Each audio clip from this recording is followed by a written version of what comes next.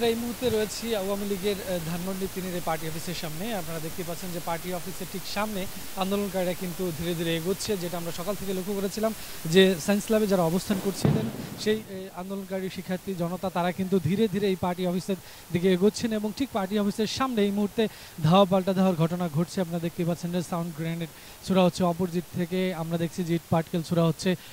তুমুল হট্টগোল কিন্তু এখানে লক্ষ্য করা যাচ্ছে, ধোঁয়া ছেয়ে গেছে পার্টি অফিসের সামনে এলাকাটি। মূলত জিগাতলার মোড়, যেখানে ওই ইয়া রয়েছে সায়েন্স ল্যাব যে সড়ক রয়েছে সেই সড়ক থেকে এসে এই শিক্ষার্থীরা কিন্তু সকাল থেকে আমরা দেখেছি যে বারবারই কিন্তু তারা এই পার্টি অফিসের অভিমুখে এসেছিলেন।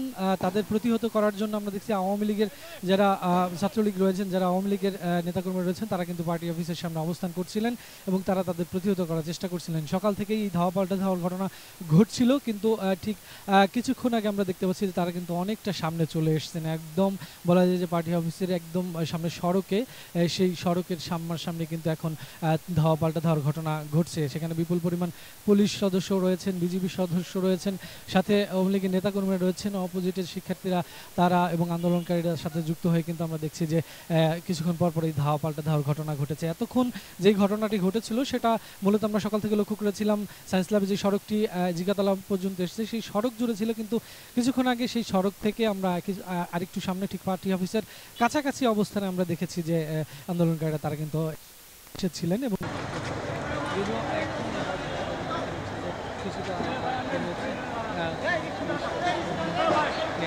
করছে। তবে শব্দ কিন্তু আমরা মুহুর্মুহু শব্দ কিন্তু পাচ্ছি, যেটা টিয়ার সেলের শব্দ। অপরদিক থেকে আমরা দেখছি যে ইট পাটকেল ছোড়া হচ্ছে। তো সকাল থেকে আসলে রাজধানীর বিভিন্ন জায়গার মতো কিন্তু এই যে